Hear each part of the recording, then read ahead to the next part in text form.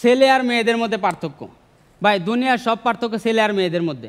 এই দেখেন, মেয়েরা একটা ছেলের কাছে টাকা পয়সা বাড়ি গাড়ি সহ দুনিয়ার সব কিছু চায়, আর ছেলেরা দুনিয়ার সব মেয়ের কাছেই ওই একটা জিনিসই চায়। ছেলেরা বড় লোক হয়ে গেলে দুষ্ট হয়ে যায়, আর মেয়েরা দুষ্ট হইলে বড় লোক হয়ে যায়। যে এরপরে যাকে ডাকবো সে এই রেসটা ঠিক মতো খেলতে পারবে কিনা, কিন্তু এখন আমি যখন বলবো এর পরের নামটা তখন আপনারা বুঝে যাবেন যে হ্যাঁ, সেও এক দুর্দান্ত পারফর্মার। মাথাতে আসছে পাবনার আমিনপুর থেকে আরিফ আহমেদ।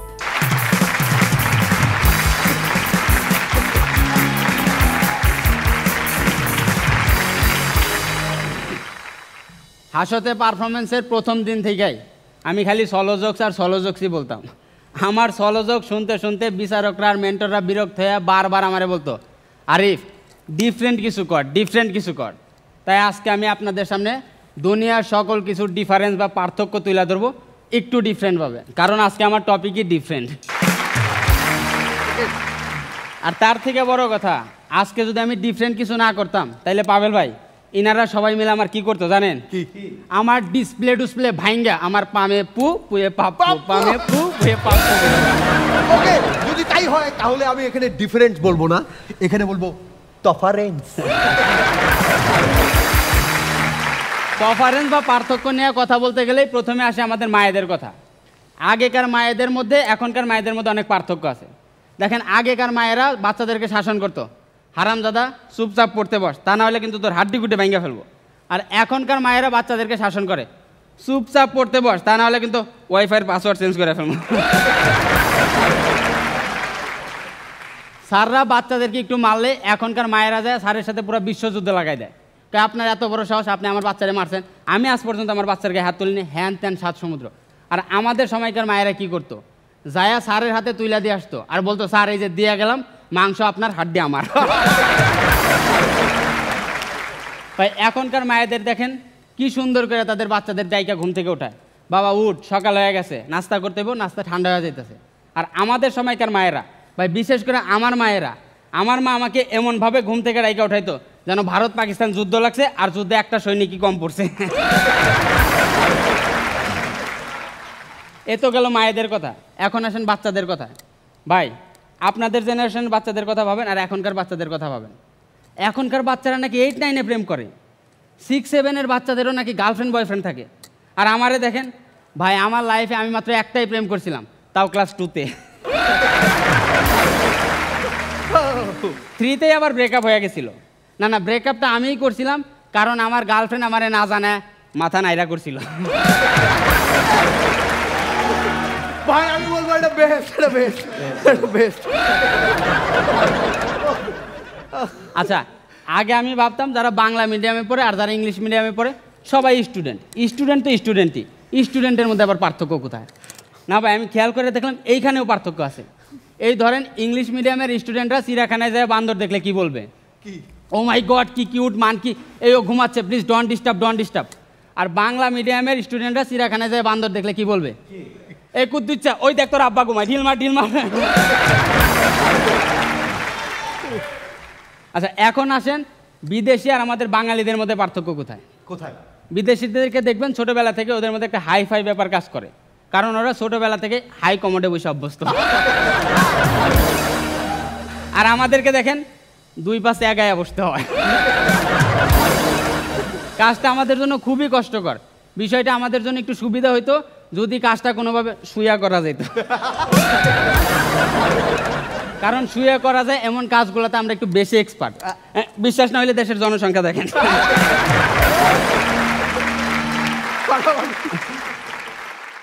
আবার দেখবেন বিদেশিরা রাস্তাঘাটে কারো কিছু পয়রা থাকলে ওইটা ফেরত দেওয়ার জন্য উঠাইয়া আশেপাশে তার মালিকদের খুঁজে। আর বাঙালিরা রাস্তায় কিছু পয়রা থাকলে আগে দেখে আশেপাশে কেউ কিছু দেখতেছে কিনা। আচ্ছা, এইরকম আমাদের এলাকায় এক সার্ভিসিং দোকানদার তার দোকানের সামনে একটা ফ্রিজ রাখছিল, রাইখা ফ্রিজের গায়ে লেখা দিছিল, এই ফ্রিজটি কারো প্রয়োজন হলে নিয়ে যেতে পারেন। 1 দিন যায়, 2 দিন যায়, 3 দিন যায়, 7 দিন যায়, কেউ ফ্রিজ নেয় না। পরবর্তীতে দোকানদার ফ্রিজের গায়ে লেখাটা চেঞ্জ করে দিল। ওমা, পরের দিন ফ্রিজ গায়েব। দোকানদার লেখা দিছিল, এই ফ্রিজটি বিক্রি করা হবে, দাম মাত্র 5,000 টাকা। এইবার আসেন দ্য মোস্ট ইম্পর্টেন্ট থিং, ছেলে আর মেয়েদের মধ্যে পার্থক্য। ভাই দুনিয়ার সব পার্থক্য ছেলে আর মেয়েদের মধ্যে। এই দেখেন, মেয়েরা একটা ছেলের কাছে টাকা পয়সা বাড়ি গাড়ি সহ দুনিয়ার সব কিছু চায়, আর ছেলেরা দুনিয়ার সব মেয়ের কাছেই ওই একটা জিনিসই চায়। ছেলেরা বড় লোক হয়ে গেলে দুষ্ট হয়ে যায়, আর মেয়েরা দুষ্ট হইলে বড় লোক হয়ে যায়। আর একটা জিনিস ভাই দেখবেন, একই ধরনের কাজ ছেলে আর মেয়েরা করলে কীরকম পার্থক্য হয়ে যায়। আমার বড় ভাইয়ের বিয়েতে আমার ভাইয়ের শালিরা তার জুতা লুকায় রাখছিল। বিষয়টা সবাই কত এনজয় করলো। দেখলাম আমার বড় ভাই ওই 700 টাকার জুতার জন্য তার শালিদেরকে 10,000 টাকা দিল। এই দেখে আমি আমার ভাবির গয়না লুকাইছিলাম, আমারে 15 দিন জেলে রাখছিল।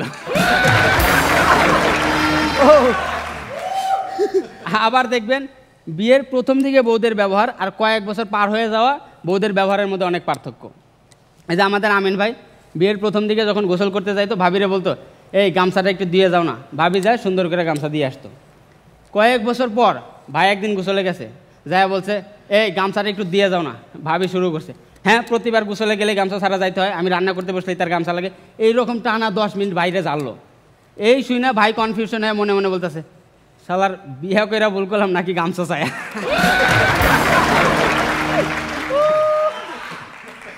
আর একটা জিনিস খেয়াল করে দেখেন ভাই, একই দেশে থাকি, একই দেশের নাগরিক, তারপরে ভাষায় কত পার্থক্য।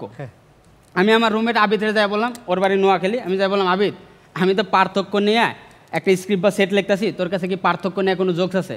কয় ন ভাই, আর কাছে হাইত্যক্য নিয়ে একগাও জোকস নাই। আমি বললাম আচ্ছা ঠিক আছে আবিদ, ওইটা হাইত্যক্য না ওটা পার্থক্য? কয় ভাই ওই একই, হাইত্যক্য আর হাইত্যক্যর মধ্যে কোনো হাইত্যক্যই নাই। আচ্ছা একটা ছোট্ট ঘটনা বলি। রিসেন্টলি আমি একটা চাকরি ইন্টারভিউতে গেছিলাম। যাওয়ার পর প্রশ্নকর্তা আমাকে জিজ্ঞেস করলো, প্লিজ ইন্ট্রোডিউস ইউর সেলফ। আমি বললাম, my self Arif Ahmed, my father's name is অমুক, মাই মাদার্স নেম ইজ তমুক। কই আরে না না এইভাবে না, এইভাবে তো সবাই বলে, আপনি ডিফারেন্ট কিছু বলেন। কই ডিফারেন্ট কিছু? আচ্ছা বুঝতে পারছি আপনি পারবেন না। আচ্ছা আপনার যোগ্যতা বা স্কিল কি? আমি বললাম, স্যার আমি একটা কোম্পানিতে 5 বছর মার্কেটিং ম্যানেজার হিসাবে ছিলাম, হাজার হাজার ক্লায়েন্টদের নিয়ে কাজ করছি। আরে না না এইভাবে তো সবাই বলে, আপনি ডিফারেন্ট কিছু বলেন। এইখানেও ডিফারেন্ট কিছু? হ্যাঁ আচ্ছা বুঝতে পারছি আপনি পারবেন না, আপনি আসতে পারেন। আমার তো ভাই গেলাম পুরো মাথা গরম হয়ে। আমার পকেটে একটা ছুরি ছিল, সাথে সাথে ছুরিটা বাইর করে কলারটা ধরে বললাম, এই হালার পুত, চাকরি যখন দিবি না তাহলে ভাই ভাতে ডাইকে অপমান করলি কেন? কই ভাই ভাই আমার ভুল হয়ে গেছে, আমার মাফ করে দেন। আমি কই এইভাবে তো সবাই মাফ চায়, তুই ডিফারেন্ট কিছু কর। Thank you.